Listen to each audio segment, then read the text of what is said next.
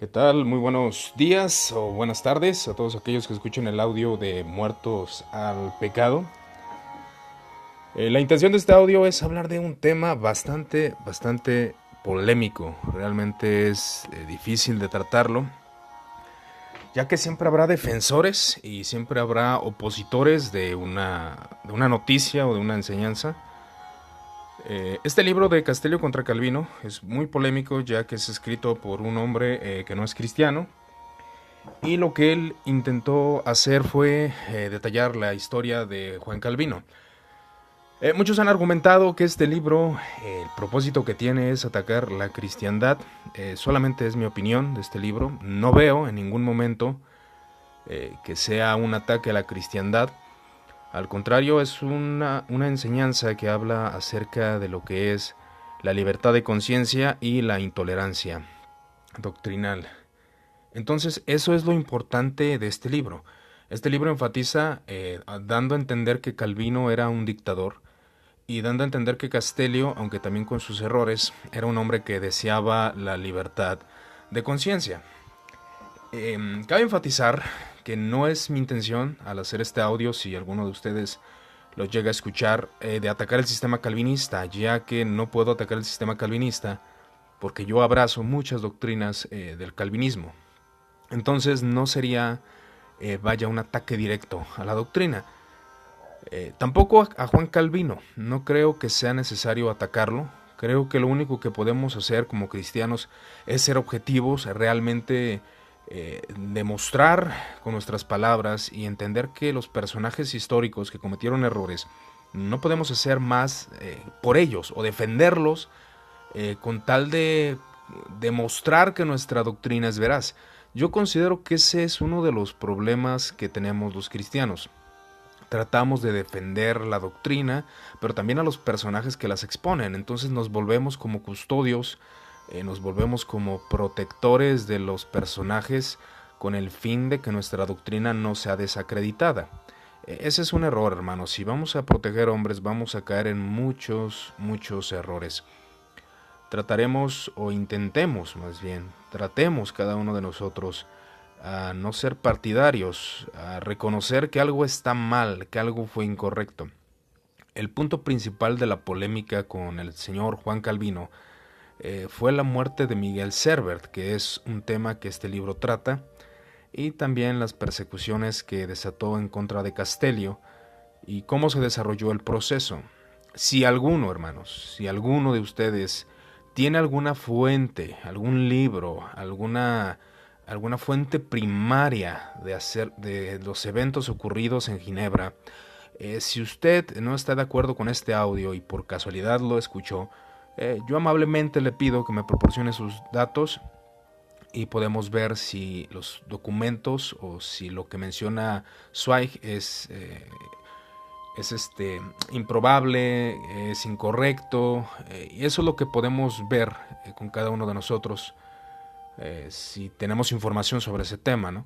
En mi caso veo en el libro de Miguel Servet perdón, en el libro de Zweig vemos que precisamente cita a libros de Castellio, cita a libros de Calvino, cita cartas de Melanchthon hacia Calvino y hacia Castellion, y diferentes temas que se tratan en estos libros son mencionados con el fin de que se vea que el hombre Zweig, este historiador, filósofo, utilizó fuentes primarias para poder estructurar el libro.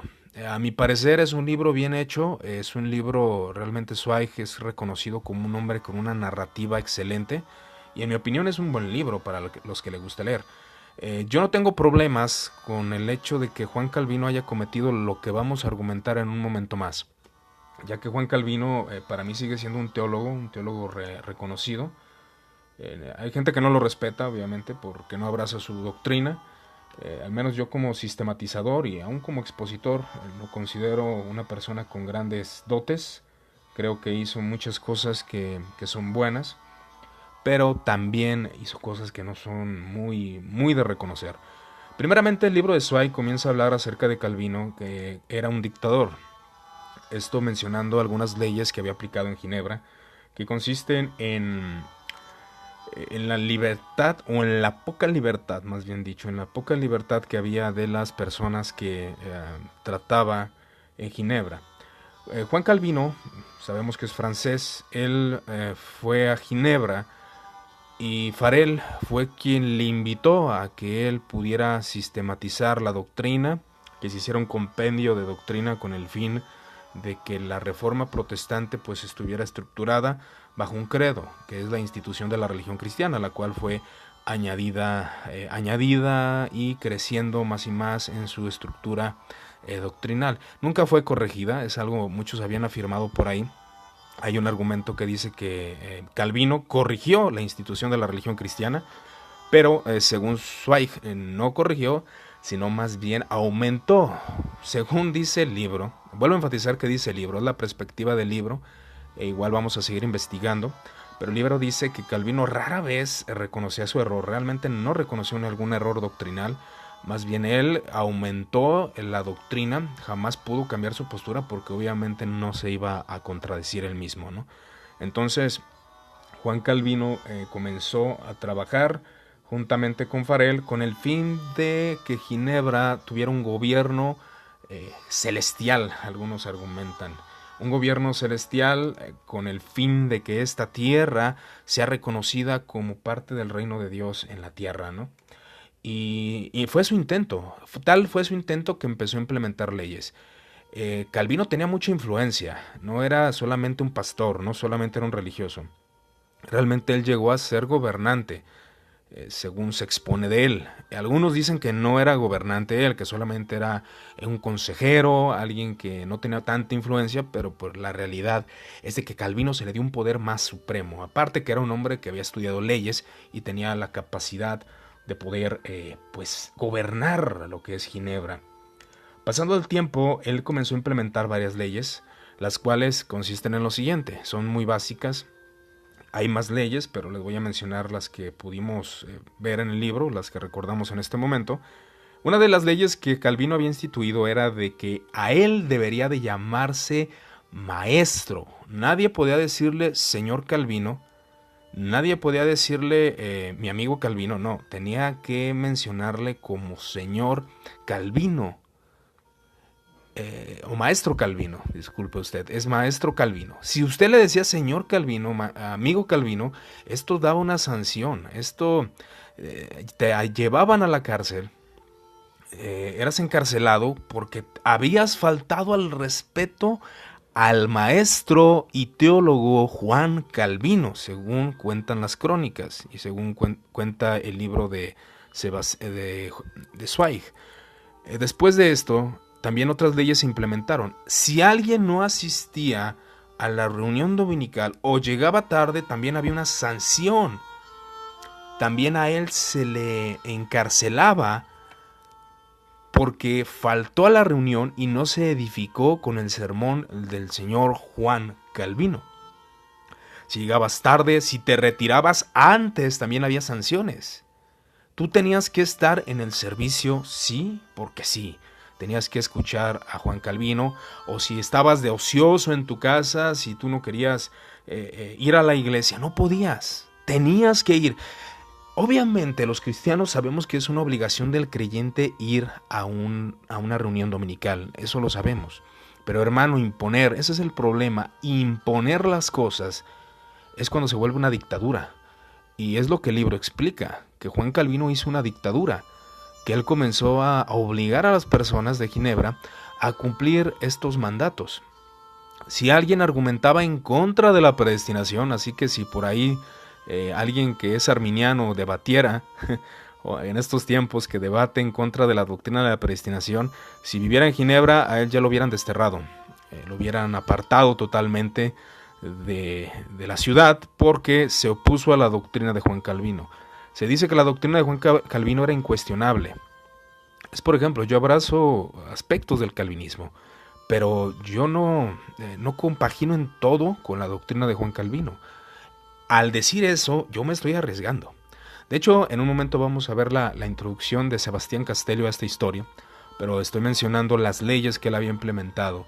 las leyes que fueron las que llevaron a Ginebra a molestarse.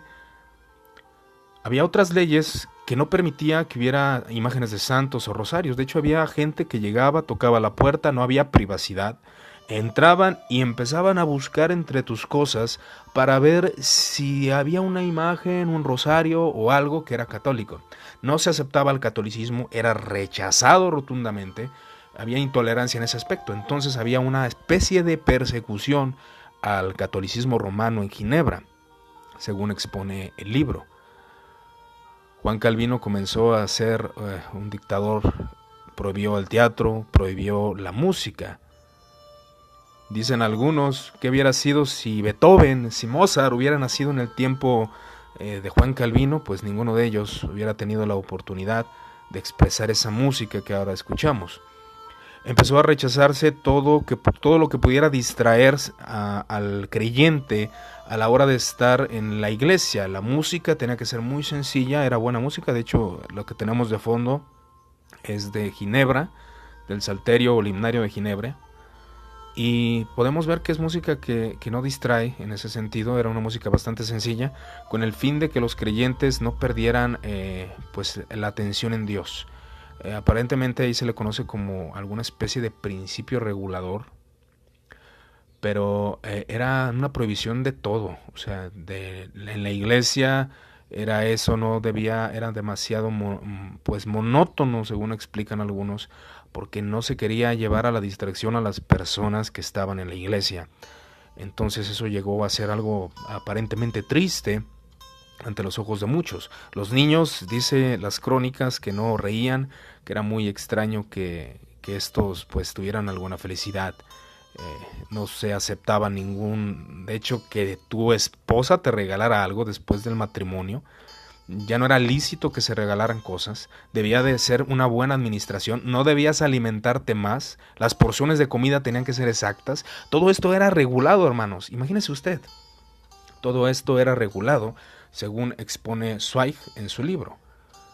Ahora bien, no mencionaremos solamente el aspecto negativo. Ya hemos mencionado muchas cosas tal vez que parecen incorrectas, y a mi opinión son incorrectas. Una dictadura jamás ha sido buena. Juan Calvino aportó demasiado al pensamiento cristiano. Eso no lo puedo negar y no lo vamos a negar porque sería también necio. Pero también sería bueno reconocer las faltas de estos personajes y lo que consideramos que no es legítimo.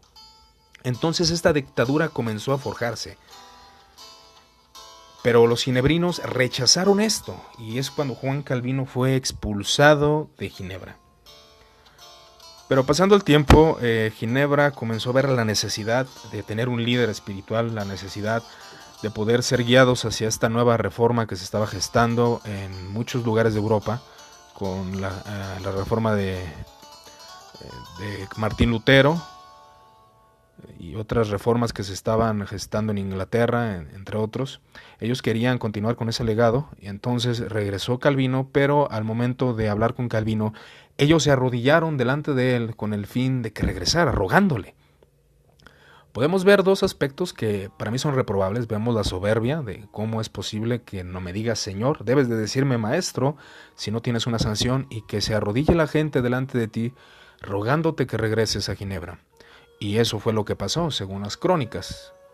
Estoy narrando lo que es el libro. Para cualquier detalle, cualquier opinión, les digo, yo acepto opinión de ustedes, acepto algún argumento que puedan desbozar, y si tienen fuentes es mucho mejor, porque realmente con las fuentes es lo único que podemos ver la historia. Entonces Juan Calvino toma la decisión de regresar. Farel sigue insistiendo. Farel era el que decía a este joven que escribiera la institución de la religión cristiana. Para esto ya la había escrito, y quería que Juan Calvino desarrollara una doctrina para poder pues exponerla delante de los cristianos y estar sistematizados sobre qué era lo que creía Ginebra. Entonces, de hecho, esta institución fue muy famosa, pero realmente el cristianismo no la aceptó. La reforma de Martín Lutero no aceptaba los dogmas de Calvino, y Calvino no aceptaba los dogmas de Martín Lutero de manera completa, ¿no? Entonces, podemos ver también Zwinglio no aceptaba. Realmente había una diferencia entre ellos, aunque había una reforma. no aceptaban cada uno las doctrinas. Según dice Zweig, esto es bueno, Calvino lo que hizo fue sistematizar para que no hubiera más revoluciones doctrinales y el cristianismo continuara. La intención de Martín Lutero y la intención de Juan Calvino era de que la iglesia católica tuviera continuidad. O sea, la verdadera iglesia católica. Nosotros somos la verdadera iglesia católica reformada, como los anglicanos también lo proponen. Entonces esa era la intención de ellos. Pero al haber todo esto, toda esta revolución, Juan Calvino puso medidas estrictas. Entonces podemos ver el rechazo y la intolerancia de parte de Juan Calvino a todos aquellos que no aceptaban su doctrina. Dice en las crónicas que Calvino aceptaba enseñar, pero muy rara vez aceptaba corrección. Después de esto, entra a la escena el personaje que representa la tolerancia en este libro, que es Sebastián Castello. Sebastián Castello fue un hombre erudito, un hombre versado en idiomas, que tenía la intención pues de ir con Calvino y también pues hacer una traducción de la Biblia al francés. Él tenía la intención de traducir la Biblia y hablar con Juan Calvino, y entonces pues fue a Ginebra a hablar con él. Él era un maestro, pero no ganaba lo suficiente, así que la única manera que podía obtener recursos Sebastián Castello era a través de la predicación de la palabra. En ese entonces sí se les pagaba a los pastores, a los maestros, y Sebastián Castello pues decidió ir a Ginebra. Él había estudiado en Lyon juntamente con Calvino, fueron compañeros, y él le propuso esto, pero Juan Calvino obviamente rechazó, porque ya un pariente de Juan Calvino ya había traducido la escritura. ¿Cómo te atreves a decir, Sebastián, que quieres traducir la Biblia cuando ya hay una traducción que nosotros ya hemos elaborado, ya hemos hecho? De alguna forma Calvino como que cedió un poco, ya que le dijo a Sebastián, está bien, haz la traducción, pero básate en la traducción que nosotros hicimos para que tú corrijas tus errores doctrinales, según comenta el libro, o tus errores de traducción, alguna palabra que veas que es incorrecta, básate en la traducción que hizo mi pariente para que puedas ver en qué estás tú equivocado. El detalle de Sebastián Castello rechazó rotundamente el libro de Cantar de los Cantares, diciendo que era un libro sexual, y también rechazó las traducciones, o más bien dicho, las doctrinas de la predestinación, o la doctrina de la predestinación fue rechazada rotundamente por Sebastián Castello, y esto trajo un enojo fuerte ante Juan Calvino. ¿Cómo es posible que hables de esa forma? Juan Calvino lo que tuvo que hacer fue destituirlo. No pudo perseguir en ese momento a Sebastián Castello, ya que Sebastián Castello tenía reconocidos amigos y no podía en ese momento perseguirle o matarle o hacer cualquier cosa que se utilizaba en esos tiempos de la Reforma, la Inquisición protestante, por así decirlo. Entonces lo que hizo Calvino fue destituirlo de su cargo y apartarlo para que no estuviera hablando sus errores doctrinales. Sebastián Castello, al sentirse ofendido, su sueño había sido ahora sí que parado. Él tenía el deseo de poder traducir esa Biblia, pero no pudo traducirla. Apartado ya de su pastorado, él tuvo que dedicarse y se dedicó a estar en la oscuridad, un hombre bastante inteligente. Aún dice el libro que Juan Calvino sentía rivalidad contra este hombre. Pasando el tiempo, sale Miguel Servet en escena también. Miguel Servet empieza a querer reformar aún más la iglesia, este español, rechazando un dogma bastante importante. Esa es una realidad. Él rechazó un dogma muy importante, que es un dogma que es intocable, que es el dogma de la Trinidad. Servet no era una persona, digamos, ejemplar tampoco. Fue alguien que provocó revoluciones, fue alguien que atacó el cristianismo ortodoxo, fue un hereje, en pocas palabras. Pero Juan Calvino, al conocer esto, parecían rumores tal vez, Pero Cerbert, al ver tanta revolución, al ver que todos los cristianos querían volver a las fuentes, querían empezar una reforma, él comenzó a querer exponer, tener ese deseo de poder platicar con alguien acerca de sus posturas teológicas. Y él elige a Juan Calvino para que puedan platicar. Bueno, Juan Calvino podrá entender mi postura, ya que Juan Calvino es un revolucionario doctrinal, es un teólogo que puede entender y posiblemente lo puedo convencer de los errores católicos, ya que Cerbert era un hombre anticatólico y empezó a mandarle cartas a Juan Calvino con la intención de que estas cartas pues pudieran entablar un diálogo y tal vez convencerlo. En una carta decía: tú que dices que el Papa es el anticristo, ¿por qué no rechazas ese dogma católico de la Trinidad, ese dogma diabólico? Juan Calvino comenzó a guardar las cartas y a contestar obviamente acerca de la ortodoxia de la Trinidad a Miguel Cerbert. Y esto encendió la ira de Juan Calvino. Según dice el libro, Juan Calvino tomó la decisión de buscar la manera de desaparecer a Miguel Cerbert, tanto que las cartas que recibió de Miguel Cerbert fueron enviadas hacia la Inquisición católica, ya que la Inquisición católica también estaba persiguiendo a Miguel Cerbert. Y para presentar pruebas, Calvino mandó estas cartas con el fin de que la Inquisición católica se encargara de ese hereje. Pero por unas o por otras, la Inquisición católica no emitió el juicio de asesinar a Cerbert, ya que era un doctor reconocido, era un hombre que era estimado por algunos. Entonces fue liberado. Una aparente negligencia ocurrió en este juicio que la Inquisición católica estaba haciendo delante de Miguel Cerbert. Después de esto, ya pasado el tiempo, Juan Calvino tuvo que idear la forma de poder acabar con Miguel Cerbert. Miguel Cerbert sabía que Juan Calvino lo estaba persiguiendo por sus posturas heréticas, y son heréticas, lo son, era un hereje. Tanto así que Miguel tuvo que apartarse, pero al considerar todo lo que había ocurrido, fue mejor a Ginebra. Tomó la decisión de ir, con la finalidad de hablar directamente con Juan Calvino, entablar un diálogo teológico. Vamos a conversar sobre las doctrinas. Obviamente Miguel Cerbert tenía la intención de que Juan Calvino fuera convencido de que la Trinidad era un dogma herético. Uno podría pensar, bueno, está bien, fue a Ginebra, pero sabe que lo están persiguiendo. Ir a otra iglesia, ir a otro lugar. No, fue directamente a la Catedral de San Pedro, donde Calvino estaba enseñando. Al ver la gente a Cerbert, se dio la orden de que Cerbert fuera encarcelado. Cerbert fue encarcelado y comenzaron a hacer el juicio delante de él. Comenzaron a mostrarle su error herético, pero también con perspicacia para que él reconociera sus herejías y poder condenarle. Algo que es muy importante y es algo que el libro enfatiza es de que a Miguel Cerbert no se le dio un trato humano, fue encarcelado, no tenía ni siquiera los aseos básicos, no podía asearse, y Miguel tuvo que padecer todo esto. Era un hereje, sí, pero aquí es donde yo le hago la pregunta a usted, hermano. ¿Eso es digno de los cristianos? ¿Es digno de los que nos decimos seguidor de Jesús tratar a un ser humano de esa forma? Eso es lo que deberíamos de tener en conciencia.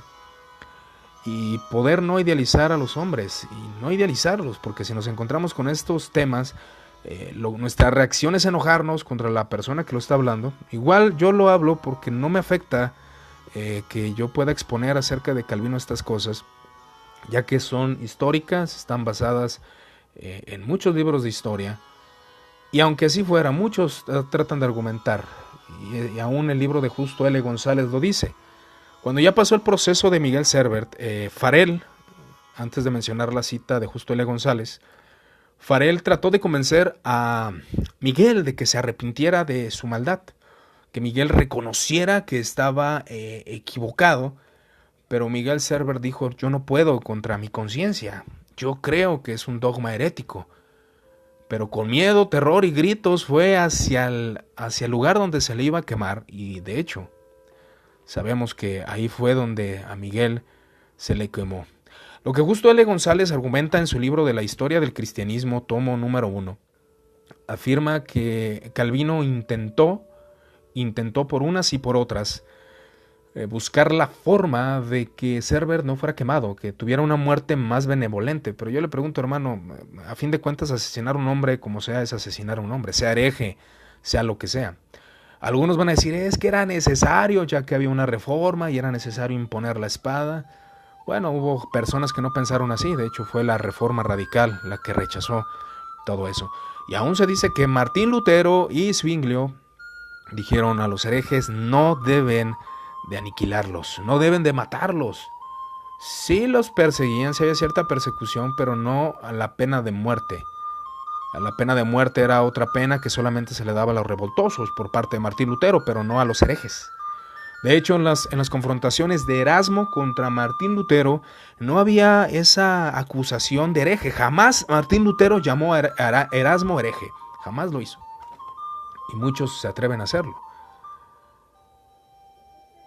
Después de esto, la argumentación que dice que Juan Calvino dijo, mejor córtenle en la cabeza que muera espada. Según dice el libro de Zweig, referente a este tema, dice lo siguiente.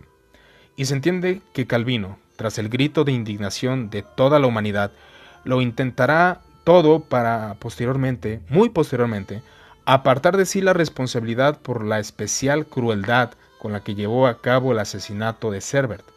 Tanto él como el resto del consistorio habrían hecho todo lo necesario. Según cuenta él mismo, cuando el cuerpo de Cerbert hace tiempo se ha convertido en cenizas, para cambiar la pena de ser quemado vivo en la hoguera por otra más benevolente, la espada. Pero que su esfuerzo había sido en vano, según argumenta Juan Calvino. Sin embargo, en las actas del Consejo no se encuentra una sola palabra acerca de tal empeño. Según este libro, dice que en las cartas del Consejo no se encuentra ningún escrito acerca del empeño de Calvino porque Miguel fuera asesinado de diferente forma. La muerte de Miguel declaraba que él gritaba, Señor Jesús, ten misericordia de mí. Y me impacta cómo Castello escribe precisamente, él clamaba a Jesús misericordia y sus seguidores no tuvieron de él compasión. Miguel Cerbert no era un ateo, era un hereje. Fue tratado como un ateo. Fue tratado como alguien que no proclamaba la divinidad. A pesar de su herejía, era un creyente, equivocado, pero era un creyente. Aunque Farel intentó convencerle, fue realmente la imposición, y es lo que el libro contraataca de esa intolerancia doctrinal. El querer imponer la doctrina en la mente de Cerbert no se pudo. Y cuando no se pudo imponer a los rebeldes, se les lleva al asesinato, la muerte. Juan Calvino declaró que él deseaba la muerte. Voy a citar algunas de las citas de Calvino. Calvino dice, escribiendo a Farel, sin duda el que los condenados hubieran de sufrir una prolongación semejante de sus torturas no ha sucedido sin excepto o por el expreso deseo de Dios.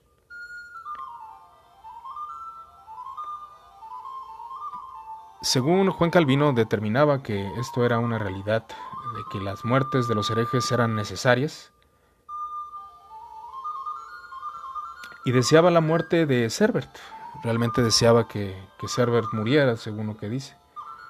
Cerbert me ha escrito recientemente, anteriormente cuando se escribía lo que es las cartas que Cerbert le comunicaba a Juan Calvino, y ha adjuntado a su carta un grueso volumen con sus delirios, asegurando con increíble petulancia que en él habría de leer cosas sorprendentes. Declara estar dispuesto a venir aquí, en caso de que yo desee, pero no quiero pronunciarme sobre ello, pues si viniera, en tanto tenga aún alguna influencia en esta ciudad, no podría permitir que él abandonara esta ciudad con vida. Carta de Calvino. Esta usted la puede encontrar la fuente y la puede leer sin ningún problema. Calvino ha impuesto su voluntad y contento escribe a su amigo, espero que sea condenado a muerte, en su carta a Farel. Podemos comprar los libros en Amazon referente a este tema.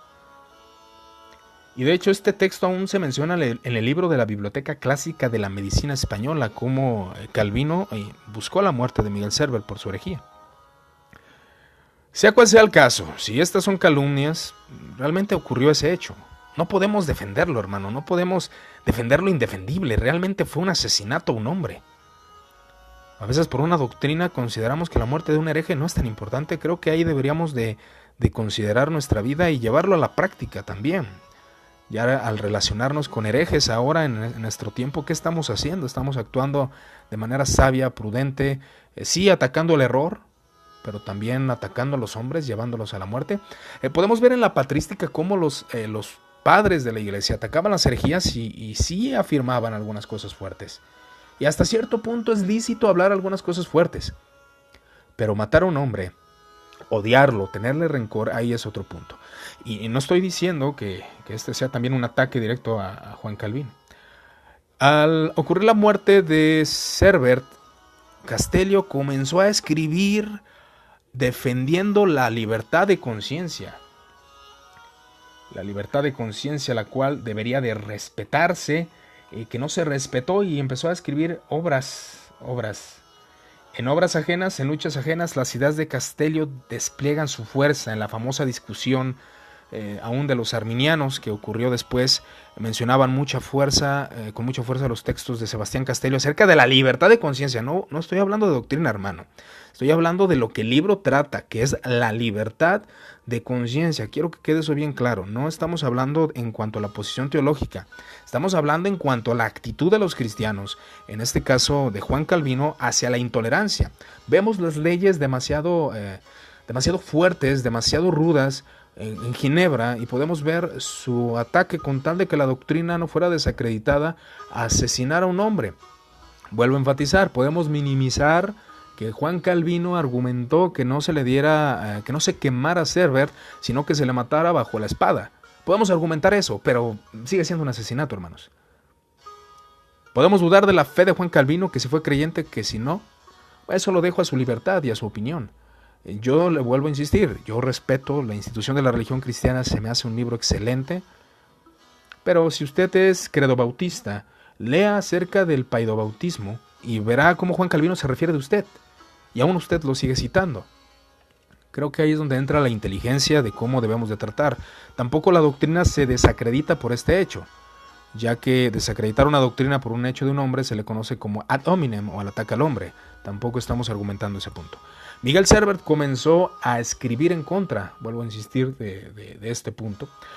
Escribió un libro en contra de Calvino, por así decirlo.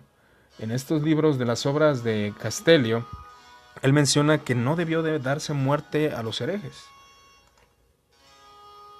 Nosotros llamamos herejes a cualquiera que no esté de acuerdo a la opinión que tenemos, decía Castellio. No estamos llamando herejes a alguien que está atacando a la ortodoxia. Ahora, vuelvo a insistir, Cerbert atacó a la ortodoxia, atacó un punto muy importante que es la Trinidad. Castellio fue también perseguido. Ahora que Castellio no fue asesinado, Castellio fue un personaje que murió de muerte aparentemente natural, ya que ya no podía comer al final de sus días. Pero él comenzó a atacar todas estas persecuciones. Matar a un hombre no es defender una doctrina, es matar a un hombre, dice Sebastián Castellio.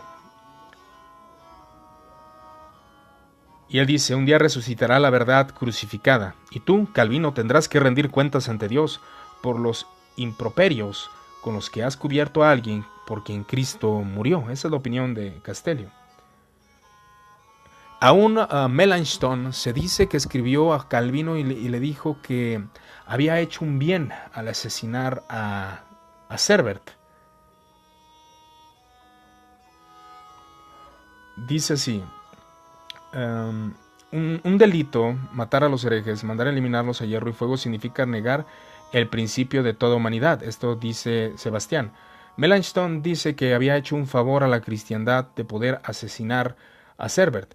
Pero curiosamente, después de que Castellio comenzó a hablar de la tolerancia de los cristianos hacia la libertad de conciencia, Melanchthon es el sucesor de Martín Lutero. Melanchthon se puso del lado de Castellio y dijo que era un trabajo bueno el que estaba haciendo y que debía respetarse la libertad de conciencia. Debía ser respetada, debía de actuarse en pro de la libertad de conciencia. Entonces, esto es lo que toca el libro, esta es la esencia del libro, hermanos. Yo no veo nada malo en este libro. Muchos insisten, ¿cómo es posible que tú leas ese libro? Que es un ateo, es un hombre que no creía en Dios, es un hombre que se suicidó. Bueno, eso también es un ataque al hombre. Los argumentos históricos pueden ser corroborados. Hay suficientes escritos, como las cartas de Melanchthon, los libros de Castellio, que también los podemos encontrar en Amazon, y podemos indagar acerca de estos hechos, si es verdad o no. Si usted está en contra de lo que se está hablando, pues vuelvo a insistir, fuentes hay, proporciónelas y pues estudiaremos si realmente son calumnias lo que se dice de este libro.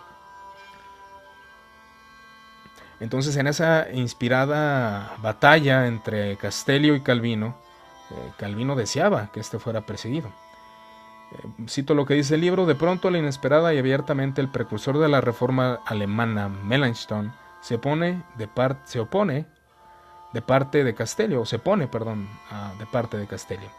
La leyenda cuenta que la sangre de los titanes surgieron los gigantes. Así, de la simiente de los monjes han surgido los nuevos sofistas que tratan de gobernar las cortes, a las familias y al pueblo, y que se creen estorbados por los sabios. Pero Dios sabrá proteger al resto de su rebaño, dice Melanchthon. ¿Qué quiere decir Melanchthon con esto? Bueno, hay sofistas, hay gente que no acepta que el ser humano piense, razone, que sea un humanista como Erasmo, que sea un humanista como Castellio, y solamente quieren hablar temas de fe, sin usar el sentido común. Entonces Melanchthon dice que Dios ha de cuidar su rebaño. Y dice la siguiente cita: ¿sí o no?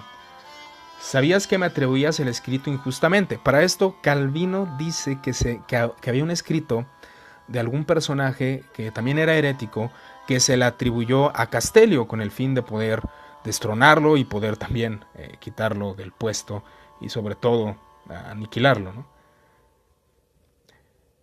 Y dice Castellio: yo mismo no puedo determinarlo, pero bien has presentado tu acusación en un momento en el que ya sabías que no era cierta, y entonces se trata de un engaño, o bien todavía no lo sabías, y entonces tu acusación al menos era negligente.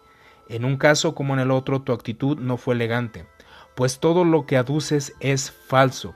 Yo no soy autor de ese opúsculo y jamás lo envié a imprimir a París. Si su divulgación era un delito, entonces es a ti a quien corresponde acusar de ese delito, pero tú eres el primero que lo ha dado a conocer. Una crítica injusta de parte del reformador de Ginebra.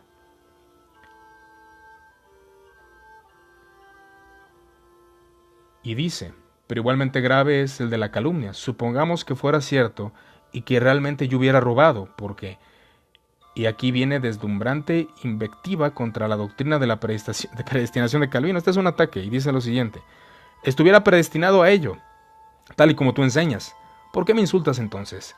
¿No debería sentir más bien la compasión hacia mí, ya que Dios me ha reservado ese destino y ha hecho que me vea inevitable a no robar?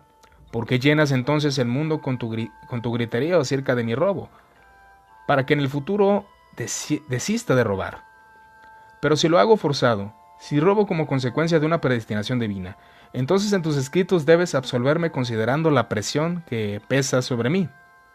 En ese caso, abstenerse de robar me resultaría tan imposible como lo es añadir una pulgada a mi estatura.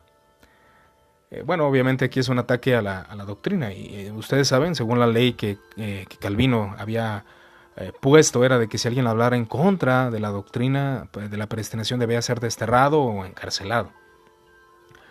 Pero Sebastián se encargó, la intención de él, a pesar de que esto es un ataque a la doctrina de la predestinación, él lo que quería era que se respetara esa libertad de conciencia, que se respetara las objeciones, que se respetara el pensamiento diferente.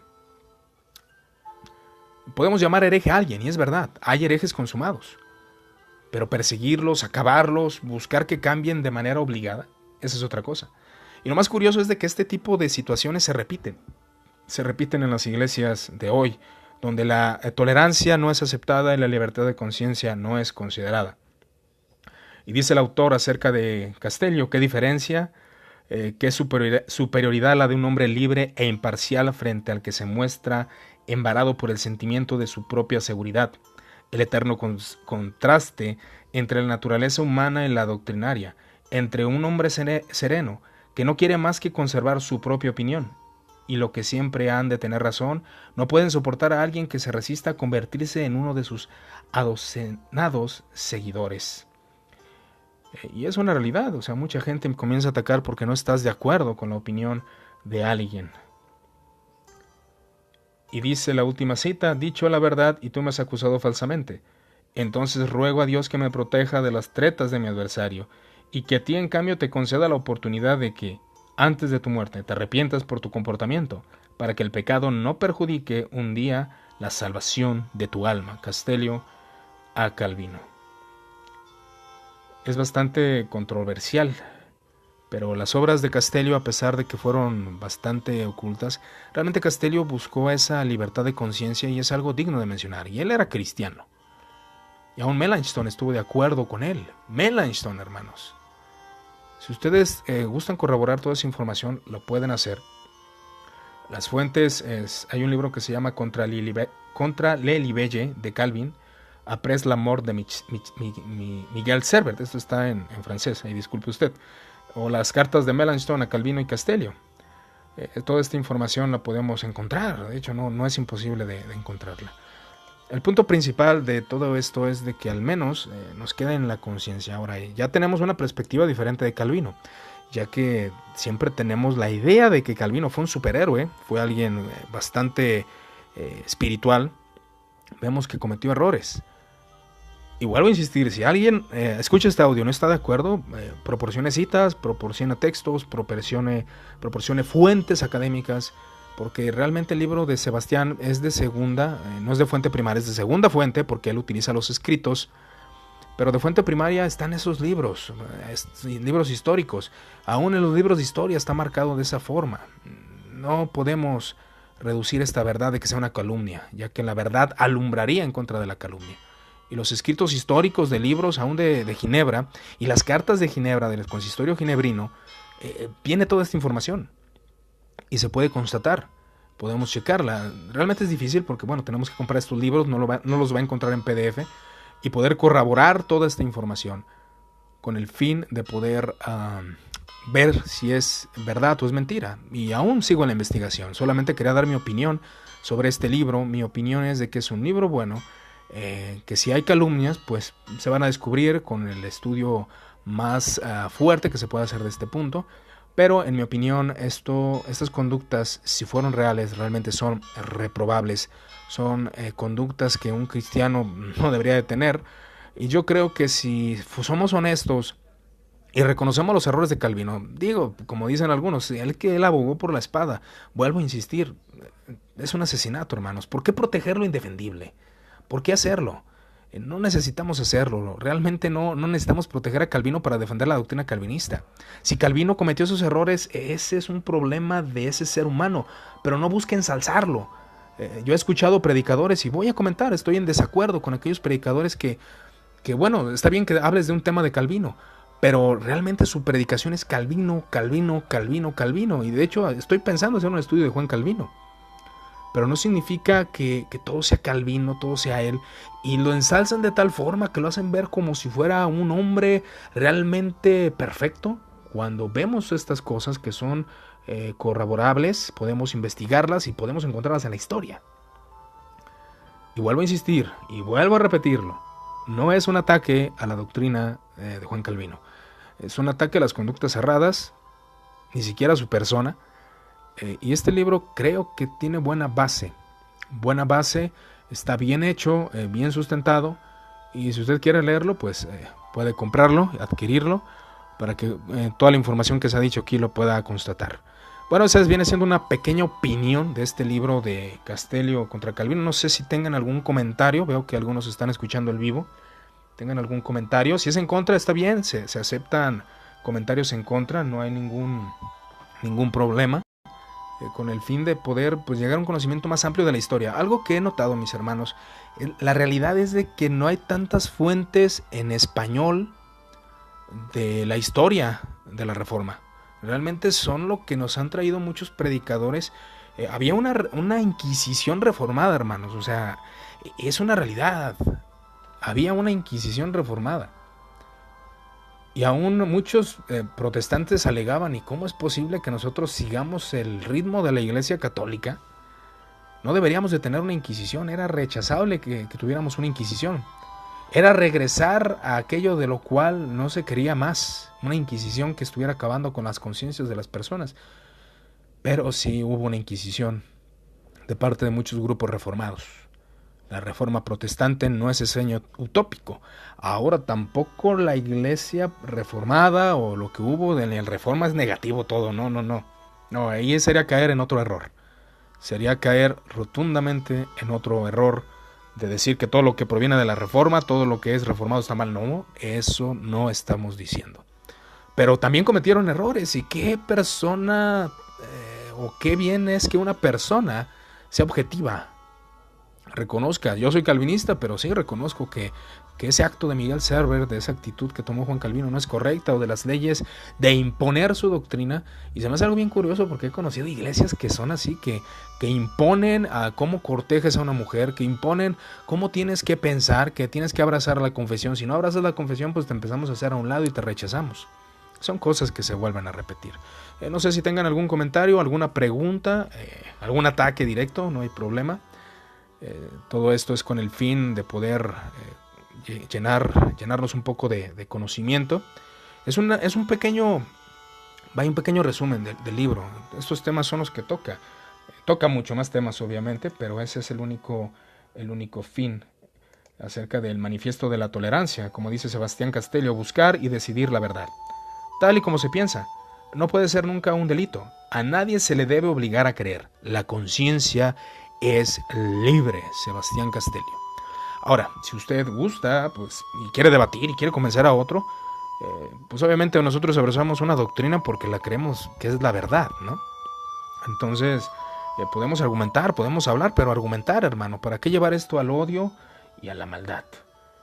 Entonces, pues este libro yo se lo recomiendo en lo que cabe. Si usted es de mente equilibrada y no se siente ofendido porque se habla en contra de uno de los personajes que usted admira, le recomiendo rotundamente este libro. Es muy interesante la narración de ese triste, dice Enrique Albornoz Cano, saludos Enrique. Es muy interesante la narración de este triste hecho histórico, solo que el personaje asesinado que se llama Miguel Servet, no Server.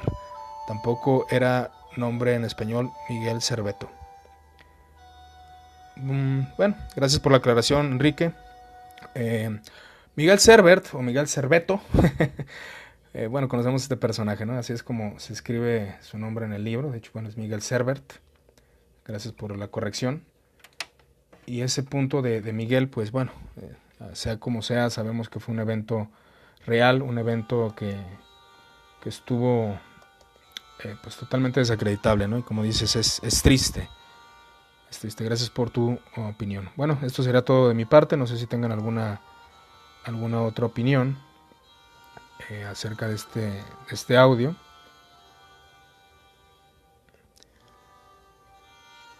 Bueno, que tengan un excelente día. Gracias por su atención y cualquier cosa estamos a sus órdenes. Dios los bendiga.